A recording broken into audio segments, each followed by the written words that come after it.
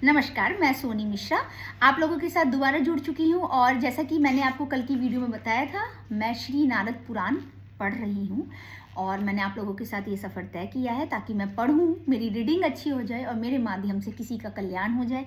May be उसके पास इतना time ना हो जो वो पढ़ सके और मेरी इसको सुन ले, तो क्या पता वो कुछ सीख जाए। तो मैंने सोचा क्यों ना रीडिंग अच्छी करने के लिए किसी पुराण को पढ़ा जाए ताकि मैं भी अपने जीवन में कुछ अच्छा कर सकूं। तो कुछ लोग, मैं सेकंड पेज पे हूँ और यहाँ से स्टार्ट कर रही हूँ। नीचे की एक छोटी लाइन से सेकंड पेज स्टार्ट था। कुछ लोग ज्ञान योग के साधनों द्वारा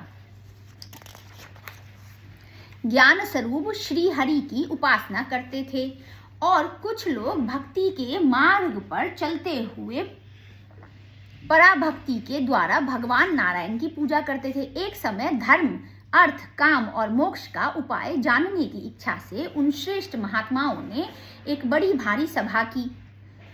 उसमें 26,000 ऊर्ध्वरेता नैष्ठिक ब्रह्मचार्य का पालन करने वाले मुनि सम्मिलित हुए थे। उनके शिष्य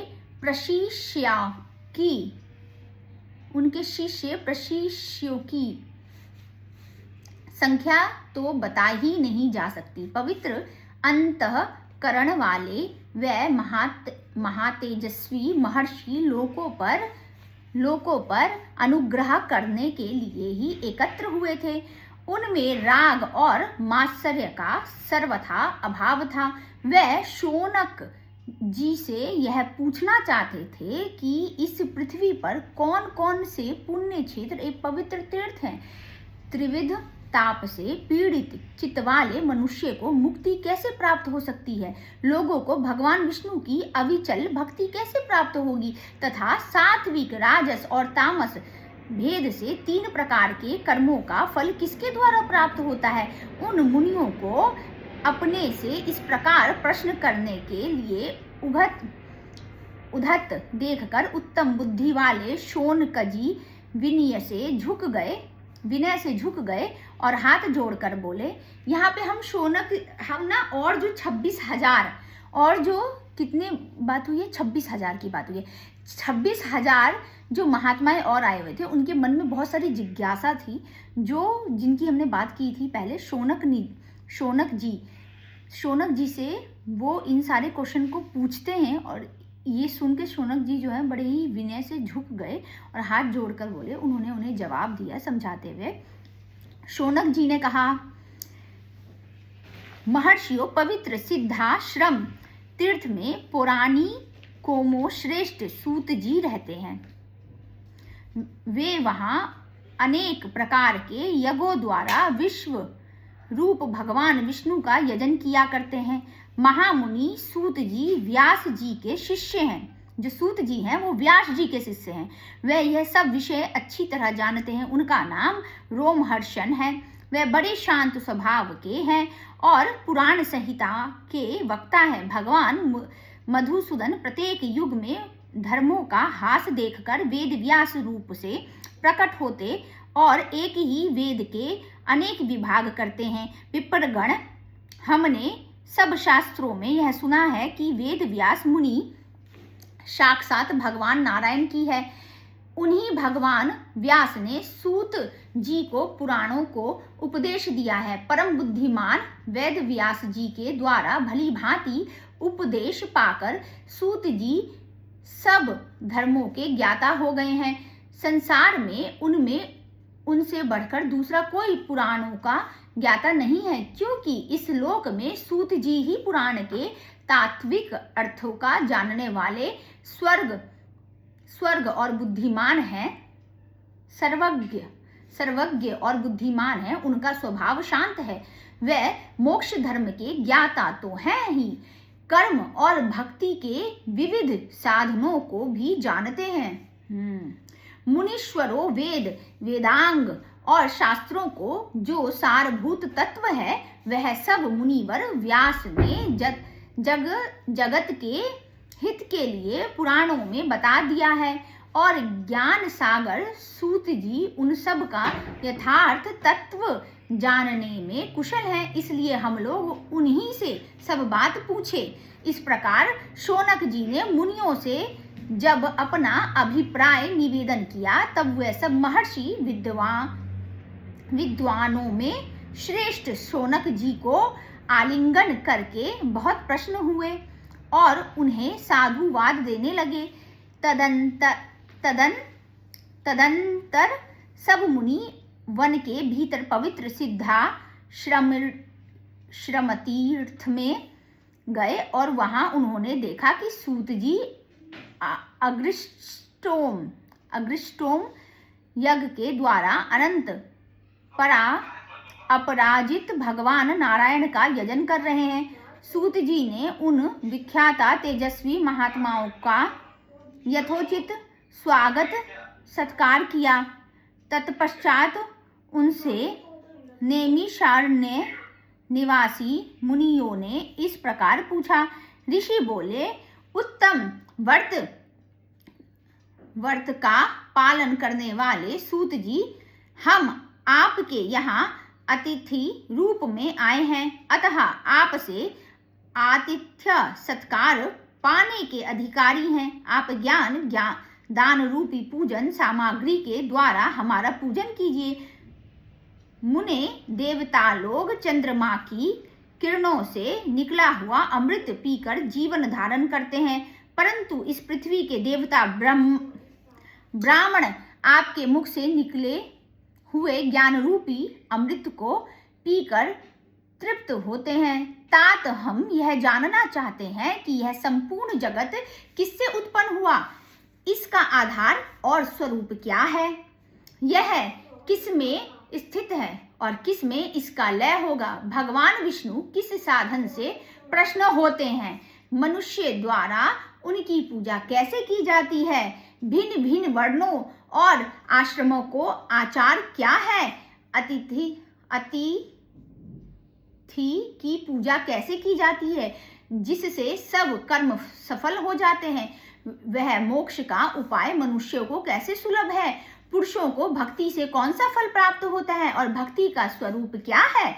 मुनि श्रेष्ठ सूत जी, ये सब बातें आप हमें इस प्रकार समझाकर बतावे कि फिर इनके विषय में कोई संदेह ना रह जाए।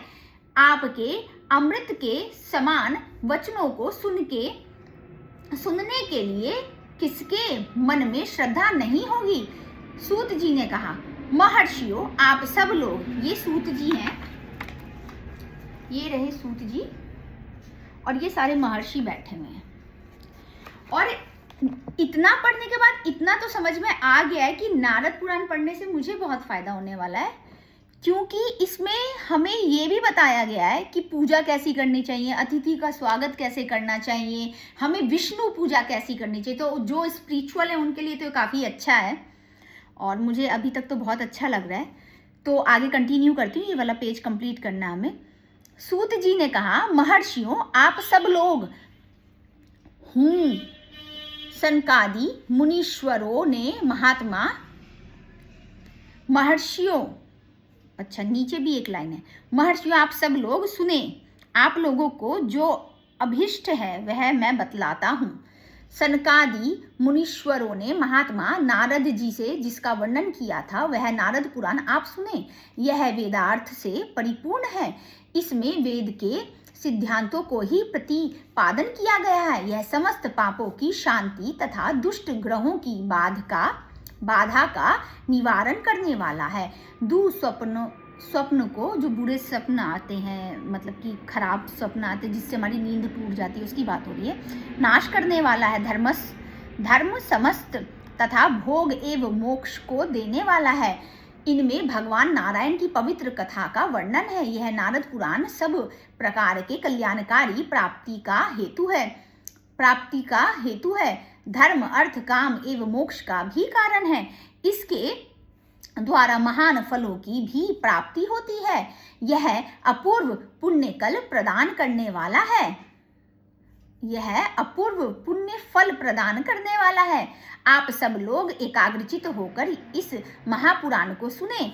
महापातकों तथा उपपातकों से युक्त मनुष्य भी महर्षि व्यास पोक्त इस दिव्य पुराण का श्रवण करके शुद्धि को प्राप्त होते हैं। इसके एक अध्याय का पाठ करने से अश्वमेध यज्ञ का और 2 अध्याय को पाठ से राजयूष यज्ञ का फल मिलता है। अच्छा, इसके एक अध्याय के पाठ करने से अश्वमेध यज्ञ का फल मिलेगा और 2 अध्यायों के पाठ करने से, मतलब 2 अध्याय पढ़ने से डेली राजयूष यज्ञ का फल मिलता है। यह ब्राह्मणों ज्येष्ठ के महीने में पूर्णिमा तिथि को मूल नक्षत्र का योग होने पर मनुष्य इंद्रिय संयम पूर्वक मथुरापुर की यमुना के जल में स्नान करके निराहार व्रत रहे और विधि पूर्वक भगवान श्री कृष्ण का पूजन करे और इसमें उसे जिस फल की प्राप्ति होती है उसी को वह इस पुराण के 3 अध्यायों का पाठ करके प्राप्त कर लेता है। वाओ! यह पुराण कल्याण प्राप्ति के साधनों में सबसे श्रेष्ठ है। पवित्र ग्रंथों में इसका स्थान सर्वोत्तम है। यह बुरे स्वप्न को नाशक और परम पवित्र है। ये बुरे स्वप्न का नाशक और परम पवित्र है। ब्रह्मर्षियों इसका यत्न पूर्वक श्रवण करना चाहिए। यदि मनुष्य श्रद्धा पूर्वक इसके लिए श्लोक या आधे श्लोक का भी पाठ कर ले तो वह महात्मा पात को के इस चैप्टर को पलटा रही हूँ क्योंकि लाइन पीछे खत्म है, समूह से तत्काल मुक्त हो जाता है। बोलो ओम भगवते वासुदेवाय नमः।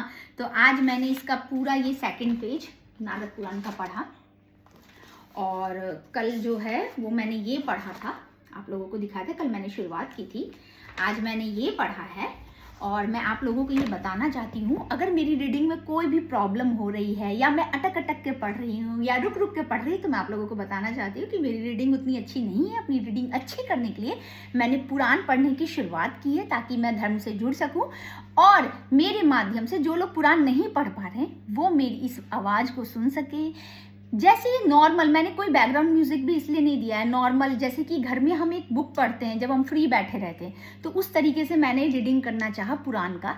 तो मैं बस ये पहुंचाने के लिए आज की जेन जी या यूथ के पास कि जरूरी नहीं है कि आप वेल मेंटेन होके और लौंग इलायची बगल में रख के जला के तभी आप पुराण पढ़ सकते हैं। आप कभी भी जब आपका मन हो तब आप अच्छी किताबों को पढ़ सकते हैं। अच्छी किताबों को पढ़ने से हम अच्छा ही सीखते हैं और मेरा माध्यम भी कुछ अच्छा सीखने का है। और ये मेरा 2026 का जो है वो ड्रीम है कि मैं पूरा नारद पुराण कंप्लीट करूं। मे भी 1 साल लग जाए क्योंकि ये सफ़र मैंने आप लोगों के साथ तय किया है। तो देखते हैं आप लोग कब तक मेरे साथ रहते हैं। और अगर आपको अच्छा लगे तो प्लीज़ चैनल को सब्सक्राइब करना मत भूलना, लाइक करना मत भूलना वीडियो को। और अगर आपको इसमें कुछ भी गलत लग रहा है, जो मैंने ये गलत पढ़ा, आप कमेंट में मुझे उसे ठीक करके बता देना, मैं उसको सीख लूँगी। ठीक है, थैंक यू, धन्यवाद।